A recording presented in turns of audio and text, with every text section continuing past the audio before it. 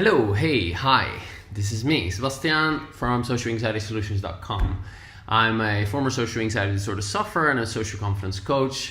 For the past 9 years, I've been helping people overcome their social anxiety after I overcame my own social anxiety. I also do a podcast where I interview psychologists, coaches, healers, psychotherapists, best-selling authors, scientists, you name it. You can find that in iTunes. If you look for social anxiety solutions, or you can go to my website, socialanxietysolutions.com. All right, so marketing out of the way.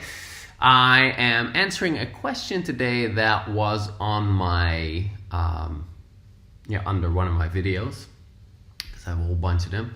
And the question is as follows. And by the way, why should you watch this? Well, because it might be interesting what I'm going to say to this person. Because it puts the journey of overcoming your social anxiety in a bit of perspective. Okay, here we go. And tells you a little bit about how to do this tapping thing. Here's the question. Hey man, can't seem to grasp the EFT tapping really well after checking one of your videos. You said that we should tap and see the change in how we feel. I do really have social anxiety disorder, but when I'm at home I feel comfortable in myself. Should I tap? Tapping was meant to reduce the anxiety, but I don't think that I feel anxious when I'm at home. Please reply back. Thank you. By the way, this was an email sent to me. Sorry, this was not under a video. So my answer, first let me address the question itself. Maybe it's in the way that he writes it. I'm not sure if I'm not sure if if what he's trying to say is really written down very well, but it says, I can't really seem to grasp the EFT tapping thing after watching one of your videos. Okay, well, bad news, you're not gonna grasp it after watching one video. In fact, you're not even gonna grasp it after watching all the videos that I have on YouTube. I'm just giving you a couple of tasters of what's possible. It is actually quite a study to understand the tapping, though you can get the basics definitely from the videos that I've put out there, and you can get an experience of it as well as you when you watch a bunch of the videos where I guide you through it. But to learn how to use the tapping to overcome your social anxiety, it's not going to happen in a video. This is not something that you have a problem, and you have a problem for a long time. You're not just gonna find a technique, whatever technique it is, and solve that problem in 10 minutes or even in an hour. It's gonna take time. This is your mental health. This is your mental and emotional and psychological well-being. This affects everything: how you interact with others, your career, your intimate relationship. How much joy you have in life. And this problem has seeped itself into your life, and it is connected to so many areas. So then it's going to take some time to undo that. All right. Now, I hope you don't feel attacked, because I'm not trying to attack you. I'm just trying to give you a proper perspective here.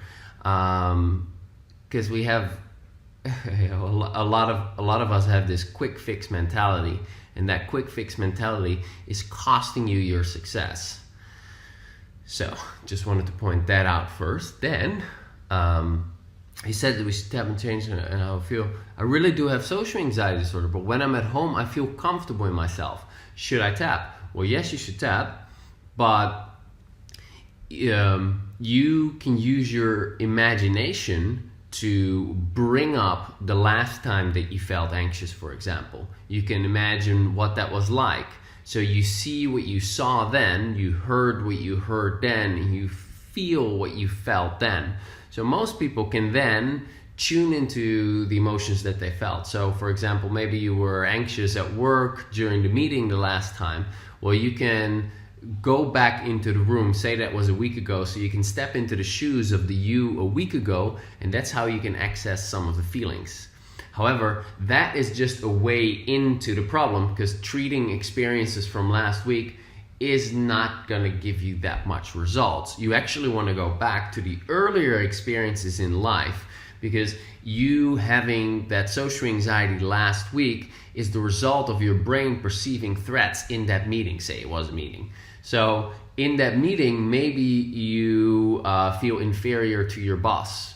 Maybe you're worried that you'll say something dumb. Maybe you're afraid to be the center of attention and make a mistake. Whatever.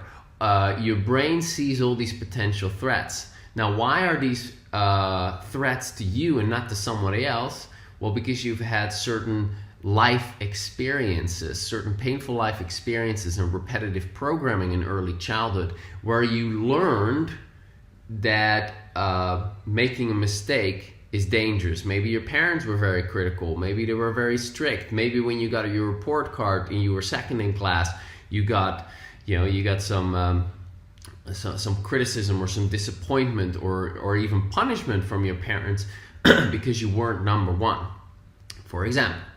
And so there are these reasons for why those things are a threat to you now. So you need to go back to wherever that was and address that with the tapping. That's when you're actually effective with your tapping.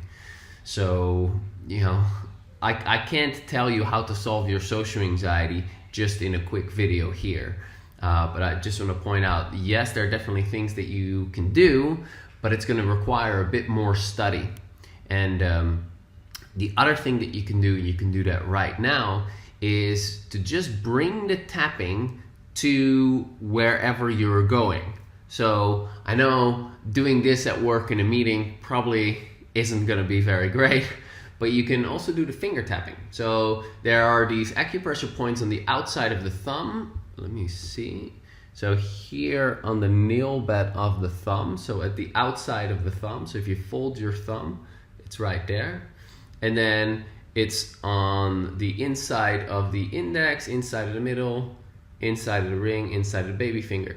And so you can fold your thumb, tap here, and then tap here, and then tap here. You tap roughly 10 times, between 5 and 20 is fine. It can be longer, doesn't really matter. As long as you keep moving from point to point and you cover these 5. You can do 2 hands, you can do 1 hand. Now, why am I explaining this? Well, you can do this under the table. I'm doing it right now and you don't see it. You can hide it behind your back. So this way you can add the tapping to whenever the problem shows up for you. Now it's important that whenever the problem shows up for you and you do the tapping, your intention is actually not to try to get rid of the anxiety. The intention is to just observe the anxiety, let it be there while you do the tapping. Now if you do that, and you do that for a couple of weeks, things will start to shift and change. Most likely. Let's not make any promises that I can't be sure of. But that's likely to happen. And when you get triggered, so you go to that meeting, your boss points something out, and you become really anxious, okay, you might excuse yourself to go to the toilet if that's possible, or directly after the meeting you go to the toilet, or you go to your car or whatever, find some privacy somewhere and just tap on what happened. So you can just describe what happened. So, my boss put me at the center of attention. I felt really anxious when he did that. Everyone was looking at me. I felt so nervous. They probably thought that I was anxious. They probably saw it. Oh, when I think about that, I feel so horrible, blah, blah, blah. So you're basically describing what happened and you're verbalizing your feeling as if you're complaining to a friend. Now that will start to settle it down. Now, these 2 simple techniques can help you start to decrease your anxiety already a bit. But decreasing your anxiety a little bit versus being free of your anxiety, being at ease, being comfortable, having a good time, connecting with people, just feeling free to be yourself, waking up, actually looking forward to connecting with other people, that's a different story. And that's actually your natural state of being.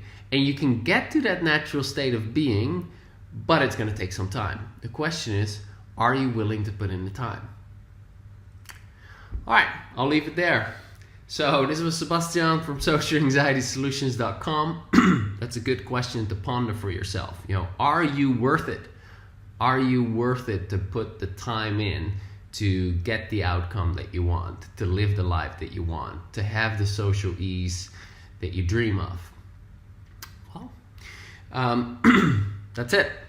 So I will talk to you next week. I have a video like this every Thursday. You can subscribe here, whatever it is. And free social confidence starter kit, where I teach you how to do this EFT for your social anxiety on my website. All right, have a good week, and thanks for your question, and I'll talk to you soon. Bye for now.